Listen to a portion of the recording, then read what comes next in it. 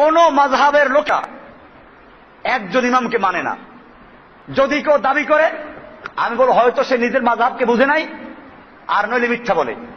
আসুন, হানাফি মাযহাবের লোকেরা ইমাম আবু হানিফাকে মানে কিনা? ইমাম আবু হানিফা রাহমাতুল্লাহ আলাইহি বলেছেন, যদি পৃথিবীর মাশরিক থেকে মাগরিব পর্যন্ত কোন এক জায়গায় ঈদের নতুন চাঁদ দেখা যায় অথবা রমজানের চাঁদ দেখা যায়, তাহলে পুরা পৃথিবীর মানুষকে এক হুকুম মেনে নিতে হবে। তিনি যুক্তি পেশ করে দলিল পেশ করেছেন। তিনি বলেছেন যে এটা যুক্তিসঙ্গত। কারণ হচ্ছে এই, পৃথিবী কয়টা, চাঁদ কয়টা, কোরআন কয়টা, হাদিস কয়টা, নবীর উম্মত নবী কয়জন? আমরা এক নবীর উম্মত, এক কোরআন, এক হাদিস মানি। আমরা জুমা পড়ি কয়দিনে? সারা পৃথিবীতে জুমার নামাজ একদিনে পড়ি না ভিন্ন ভিন্ন পড়ি? একদিনে পড়ি, সময় যার যার মতো। তাহলে ইমাম আবু হানিফার বক্তব্য হচ্ছে এই, সারা পৃথিবীতে যে কোনো প্রান্তে যদি চাঁদ দেখা যায়, রোজার রাখার চাঁদ, সারা পৃথিবীর লোকেরা রোজা শুরু করে একসাথে। আবার সারা পৃথিবীর কোন এক প্রান্তে যদি ঈদের চাঁদ দেখা যায়, তো ঈদ হয়ে যাবে। এটাই আবু হানিফার বক্তব্য। এবং তিনি আরো দলিল পেশ করেছেন যে লাইলাতুল কদরে কোরআন নাযিল হয়েছে। লাইলাতুল কদর কয়টা? না দুইটা। যদি তোমরা আলাদা করো তাহলে লাইলাতুল কদর থেকে বঞ্চিত হইবা। কারণ লাইলাতুল কদর আল্লাহ কোরআন নাযিল করেছেন, আর কোরআন নাযিল হয়েছে মক্কায়। মক্কার লাইলাতুল কদর যেটা, সারা পৃথিবীর লাইলাতুল কদর কি সেটা হবে নাকি আলাদা হবে? তাহলে মক্কায় যখন লাইলাতুল কদর বেজর রাত্রে হয়, বাংলাদেশ, পাকিস্তান, ইন্ডিয়াতে হয় তখন জোর রাত্র। আর বাংলাদেশে যখন জোর রাত্র, তখন সৌদি আরবে কি বেজর। তাহলে লাইলাতুল কদর কোনটা সঠিক?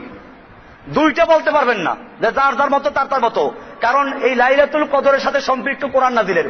কোরআন তো আর দুই রাত্রে নাযিল হয় নাই, যে একবার নাযিল হয়েছে লাইলাতুল কদর সৌদি আরবেরটায়, আর একবার নাযিল হয়েছে লাইলাতুল কদর বাংলাদেশেরটায়। কোরআন কি দুইবার নাযিল হয়েছে, একবার নাযিল হয়েছে? কোরআনকে আল্লাহ তাআলা লাইলাতুল কদর নাযিল করেছেন।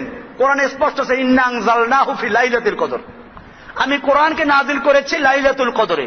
লাইলাতুল কদর কয়টা? কোরআন নাযিল কয় রাত্রে? কিন্তু এখন পৃথিবীতে লাইলাতুল কদর কয়টা হইতে হয়? পেঁচটা লাগলো কোন জায়গায়? আপনি যে বলবেন যে এক রাত্র হবে, তাও হইতো যদি জোর বেজোর ভাগ করা থাকতো। এখন তো পেঁচ লাগছে আরো। সৌদি আরবে যখন বেজোর, বাংলাদেশে কি? আর সৌদি আরবে যখন বেজোর, সৌদি আরব তখন বাংলাদেশে কি জোর। আপনি যে বলবেন এর মধ্যে যে রাত্রে হয় সে রাত্রে সারা দেশে এক, এটা বলা যাবে না। আর যদি বলেন যে না, লাইলাতুল কদর একটা, লাইলাতুল কদর কি সময় যার যার মতো, তাহলে আমরা বলবো যে জুমার দিন যেরকম জুমার নামাজ সারা বিশ্বে একদিনে পড়ি, সময়টা কার কার মতো? এখন আমরা জুমা পড়ে ফারেক হয়েছি, আরো 3 ঘন্টা পরে সৌদি আরবে কি হবে? এখন সৌদি আরবের লোকেরা জুমার নামাজ যাচ্ছে, যেহেতু 2:45 বাজতেছে, তার মানে 12:15। এখন হারাম শরীফের চতুর্দিকে পিঁপড়ার মতো লোকেরা জড়ো হচ্ছে। আরো আধা ঘন্টা পরে আজান হবে, আজান হয়ে তারপরে নামাজ পড়বে। তাহলে শুক্রবার একটাই ঠিক আছে। আমেরিকাতেও আজকে শুক্রবারই জুমা পড়বে, সময়টা যার যার মতো।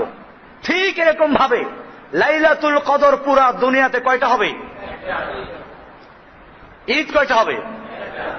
রোজা কয়টা হবে? একই সাথে হবে। এই কথা বললে আমার দেশে আলেমরা কি বলে? আমরা তো নামাজ তো এক সময় পড়ি না। আমাদের কথা খেয়াল রাখবেন, নামাজ তো আমরা এক সময় পড়ি না, রোজা কেন একসাথে রাখবো? আমি বলি তোমার কথা দুই কারণে ভুল। এক হচ্ছে নামাজ আমরা এক সময় পড়ি না, ও রোজাও তো তুমি এক সময় রাখো না, এটা বলো না কেন? বাংলাদেশে কি সারা বাংলাদেশের এক কোনায় আর কোনায় একসাথে রোজা রাখে? একসাথে রোজা ভাঙ্গে? টাইমে ব্যস্ত আছে না? দিন একটা, টাইম কি? তো তোমার দেশের মধ্যেই যখন টাইম ভিন্ন ভিন্ন হিসাব করতেছো, না এক টাইমে করো। ঢাকায় যখন আজান দেয় ইফতারির টাইম, সারা বাংলাদেশে তাই ইফতার করে তখন কেন করে? দেরি করে কি জন্য?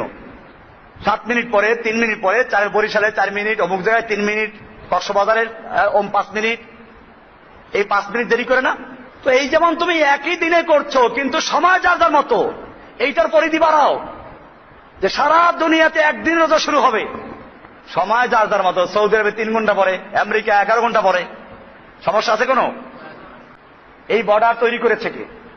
আজকে ইন্ডিয়াতে চাঁদ দেখা গেল, মনে করেন যশোরের ওই পারে, পুরা ইন্ডিয়াতে ঈদ করবে, অথচ ইন্ডিয়া বাংলাদেশের 25টা রাষ্ট্রের চেয়ে বড়। এক ইউপি উত্তরপ্রদেশ, এইটা বাংলাদেশের চেয়ে অনেক বড়। এক ইন্ডিয়া, সব এক হুকুমে। আচ্ছা ধরেন আজকে বাংলাদেশটাকে জোর করে ইন্ডিয়া নিয়ে গেল, বর্ডার নাই, তখন কি হবে? তখন কি হবে? তখন কইবে যে এখন আমরা ইন্ডিয়ার ভিতরে, কাজে ইন্ডিয়ার যে হুকুমে হুকুম চলে গেছি আমরা। ইন্ডিয়ার বর্ডার, বাংলাদেশের বর্ডার, পাকিস্তানের বর্ডার, এইগুলো কি ইসলাম সাব্যস্ত করেছে? একটা লোক ইন্ডিয়ার ওই পারে চাঁদ দেখলো, সারা ইন্ডিয়া ঈদ করলো, আমরা এই পারে যশোরের ওইখান থেকে 1 মাইল দূরে এই পারে সেই লোকটা ঈদ করতে পারছে না। কি জন্য? কারণ বাংলাদেশে চাঁদ দেখা যায় না। আর বাংলাদেশে যদি ওই যশোরের বর্ডারে কেউ চাঁদ দেখে, বাংলাদেশি বর্ডারে, তাহলে কক্সবাজার, চট্টগ্রাম, পার্বত্য অঞ্চলের লোকটা ঈদ করবে। কি জন্য? সে বাংলাদেশি। অথচ ওইখানের সাথে ওখানে পার্থক্য আছে না? তো ওরা যে আলাদা হুকুম করো, যে বাংলাদেশের ঢাকায় আলাদা হুকুম, চিটাগাঙ্গে আলাদা হুকুম, সিলেটে আলাদা হুকুম, প্রত্যেকে লাগলে চাঁদ দেখতে হবে।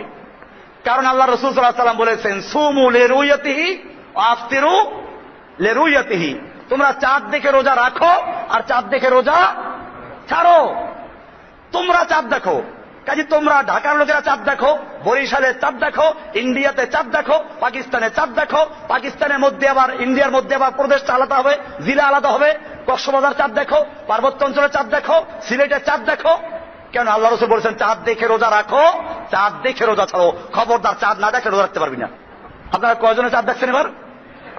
তো চাঁদ দেখে রোজা রাখেন নাই, চাঁদ দেখে রোজা ছাড়েন নাই, কাজে একটা রোজা হয় নাই নাকি? কোন ফোকাহারা এটা বলেছেন? এটা বলেন নাই। বরং এই তোমরা বলতে কি বুঝায় তাহলে? তোমরা বলতে কি তাহলে? এখন আমাদের ওলামারা বলেন তোমরা বলতে এক এক দেশের লোকেরা। তাহলে এইটা পাইলে কোথায়? তোমরা বলতে আল্লাহ রাসূল সাল্লাল্লাহু আলাইহি ওয়াসাল্লাম বলেছেন তোমরা চাঁদ দেখে রোজা রাখো, তোমরা চাঁদ দেখে রোজা রাখো। তার মানে গোটা মুসলিম উম্মার তোমরা বলতে কিছু লোকেরা যদি চাঁদ দেখে তার রোজা রাখা শুরু করে দাও। আর তোমাদের কিছু লোকেরা যে পৃথিবীর যে কোনো প্রান্তে ঈদের চাঁদ দেখে সবাই ঈদ করো। সহজ সমাধান হয়ে গেল না? এই ছিল আল্লাহ নবীর হুকুম। এটা ছিল আবু হানিফার বক্তব্য। আমি বলছিলাম আবু হানিফার বক্তব্য এইটা, এবং এটাই যুক্তিসঙ্গত। এটা হলে মুসলিম উম্মার মধ্যে আর 3 দিন ঈদ করা লাগে না। মুসলিম উম্মা অনেক দিন বঞ্চিত হয় না। আজকে যখনই আমরা বলি যে সারা দুনিয়াতে রোজা হবে একদিনে, ঈদ হবে একদিনে, তখন লোকেরা বলে তাহলে নামাজ তো আমরা এক সময় পড়ি না। আমি উত্তর দিলাম কি, যে নামাজ যেমন তুমি এক সময় পড়ো না, তোমার দেশে বসেও কি তুমি রোজা এক সময় রাখো এক সময় ছাড়ো? সময় যার যার মতো। আসল বিষয়টা হচ্ছে লোকগুলো জানে না, নামাজের সম্পর্ক হচ্ছে সূর্যের সাথে, আর রোজা ঈদের সম্পর্ক চাঁদের সাথে। আরো স্পষ্ট, দিন এবং তারিখ নির্ধারণ হয় চাঁদের মাধ্যমে, সময় নির্ধারণ হয় সূর্যের মাধ্যমে। আসুন, নামাজ রোজার সময়টা সম্পর্ক কার সাথে? নামাজ এবং রোজার সময়ের সম্পর্ক হচ্ছে সূর্যের সাথে। কেমনে দলিল নেন? আল্লাহ রাসূল সাল্লাল্লাহু আলাইহি ওয়াসাল্লাম যখন নামাজ শিক্ষা দিলেন, ফজরের নামাজ কোন সময় হবে? সুবে সাদেক, মানে সূর্যের কিরণ যখন পৃথিবীর বুকে চলে আসে তখন থেকে শুরু হয়ে সূর্য ডুবার উদয়ের আগ পর্যন্ত ফজরের নামাজের সম্পর্ক কার সাথে? সূর্যের সাথে। জোহরের নামাজ কখন হবে? সূর্য যখন পশ্চিমাকাশে ঢলে পড়বে তখন থেকে শুরু করে সূর্যের আলো যখন 1 মেসাল চলে যাবে তখন। কার সাথে সম্পর্ক? আসরের নামাজ শুরু কখন হবে? ওই 1 মেসালের পরের থেকে 2 মেসাল পর্যন্ত, ডুবার আগ পর্যন্ত। আসরের নামাজের সম্পর্ক কার সাথে? মাগরিবের নামাজের টাইম কখন হবে? সূর্য ডুবার পরের থেকে। এশার নামাজের টাইম কখন হবে? সূর্যের আলো যখন কি হয়ে যাবে? ডুবে যাবে। পশ্চিম আকাশের যখন কি হবে? হ্যাঁ, ওই যে আভা যখন ডুবে যাবে। তাহলে বুঝা গেল নামাজের গোটা ওয়াক্তের সম্পর্ক কার সাথে? এবারে রোজার সময়ের সম্পর্ক কার সাথে দেখেন। আল্লাহ তাআলা বলছেন সুম্মা আতিম্মুস সিয়ামা ইলাল লাইল, তোমরা সিয়ামকে পূরণ করো। সুবে সাদেক কি বলা আছে? কুলু ওয়াশরাবু, তোমরা খাও এবং পান করো, হাত্তা ইয়াতাবায়্যানা লাকুমুল খাইতুল আবিয়াদু মিনাল খাইতিল আসওয়াদি মিনাল ফজর, অর্থাৎ ফজর, ওই যে সুবহের সাথে খাওয়ার আগ পর্যন্ত, এইখান থেকে তোমরা রোজা শুরু করো। সুম্মা আতিম্মুস সিয়াম, রোজা পূর্ণ করো কোন পর্যন্ত? ইলাল লাইল, রাত পর্যন্ত। তাহলে বোঝা গেল রোজার সময়ের সম্পর্ক কার সাথে? সূর্যের সাথে। আর দিন এবং তারিখের সম্পর্ক কার সাথে? চাঁদের সাথে। বিষয়টা ক্লিয়ার? তার মানে হচ্ছে তারিখ হবে পুরা দুনিয়াতে একটা। কয়টা? ইংরেজি তারিখ কয়টা হয়? বাংলা তারিখ কয়টা? তাহলে মুসলমানদের আরবি তারিখ কয়টা হবে? আচ্ছা, তারপরও যদি মানতে রাজি না হন, তাহলে এবারে আমি আসবো। এই যে আরবি তারিখটার নাম কি বলে? হিজরি সন। আরবি তারিখের নামটা কি? হিজরি সন। হিজরত করেছিলাম কি বাংলাদেশের লোকেরা, সেই জন্য হিজরি সন হয়েছে?